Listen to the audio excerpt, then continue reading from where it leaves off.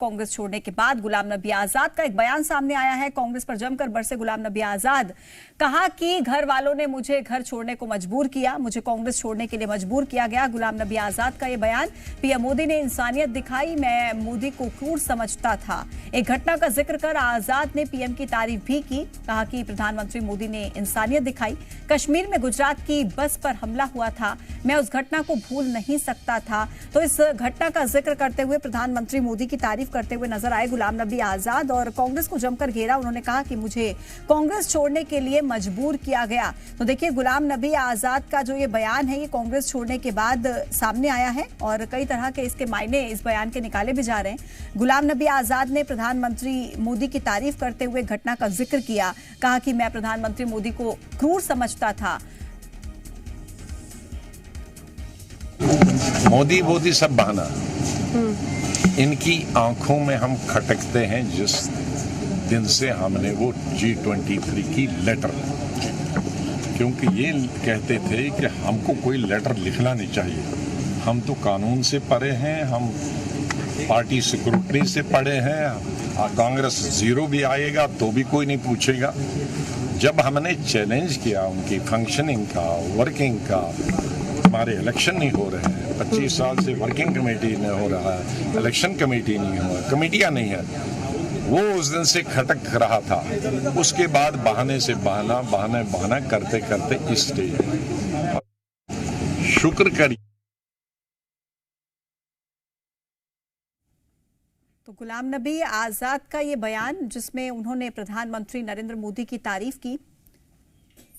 शुक्र करिए, मैं मोदी साहब को समझता था बड़ा क्रूड आदमी है, शादी नहीं की है, बच्चे नहीं है, बीवी है, तो इसको कोई परवाह नहीं होगा।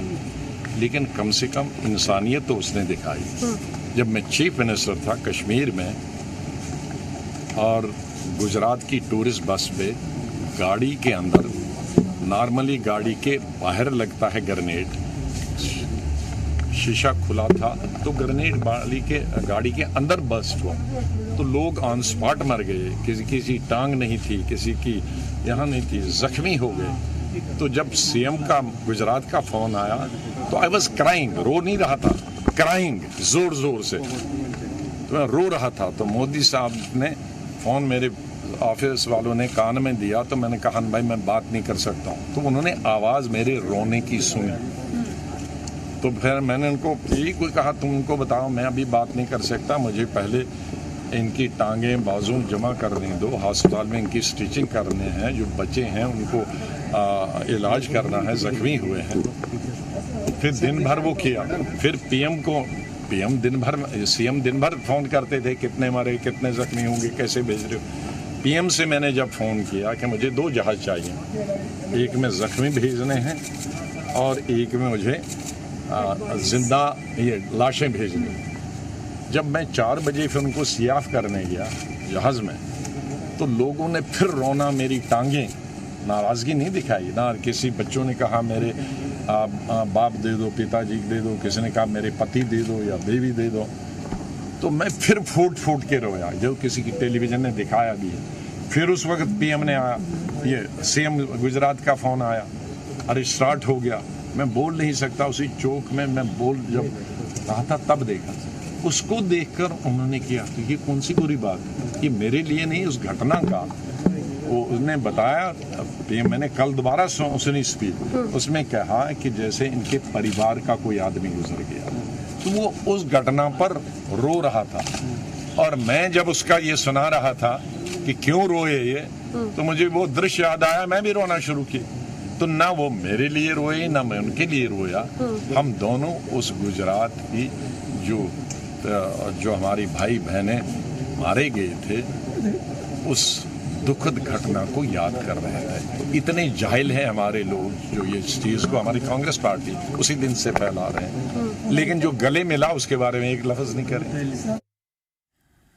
तो गुलाम नबी आजाद को आप सुन रहे थे, जम्मू कश्मीर के पूर्व मुख्यमंत्री, और ये बड़ा बयान देखिए उनकी तरफ से दिया गया है। कहा कि मुझे मजबूर किया गया पार्टी छोड़ने के लिए, मैं अपने कॉलेज के दिनों से ही इस पार्टी के साथ जुड़ा हुआ था और मुझे मजबूर किया गया पार्टी छोड़ने के लिए। इसी के साथ ही उन्होंने जम्मू कश्मीर की घटना का भी जिक्र किया और उसी घटना का जिक्र करते हुए उन्होंने प्रधानमंत्री नरेंद्र मोदी की तारीफ की कि किस तरीके से वो घटना हुई थी और कैसे प्रधानमंत्री नरेंद्र मोदी ने उस वक्त ढांढस बंधाया बात की गुलाम नबी आजाद से, तो उस घटना का भी जिक्र किया। तो गुलाम नबी आजाद फिलहाल कांग्रेस से देखिए इस्तीफा दे चुके हैं और उसके बाद कई तरह के बयान गुलाम नबी आजाद के लगातार सामने आए हैं।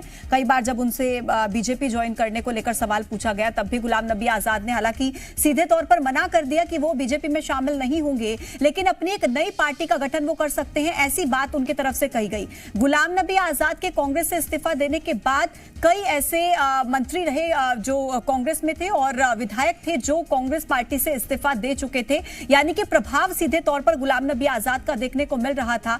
हालांकि सवाल इसके बाद लगातार कई तरह के खड़े हो रहे हैं। गुलाम नबी आजाद के बयान जिस तरीके से सामने आ रहे हैं, प्रधानमंत्री नरेंद्र मोदी की तारीफ करते हुए गुलाम नबी आजाद, और यह भी कहा कि मुझे घर छोड़ने को मजबूर किया गया, यानी कि निशाना पार्टी की तरफ था कि कांग्रेस ने मुझे मजबूर किया पार्टी छोड़ने के लिए। खबरों में बने रहने के लिए आप हमारे फेसबुक, ट्विटर और इंस्टाग्राम पेज को फॉलो कर सकते हैं। लेटेस्ट अपडेट के लिए आप हमारे यूट्यूब पेज को सब्सक्राइब भी कर सकते हैं और हाँ, बेल आइकन पर क्लिक करना ना भूलें।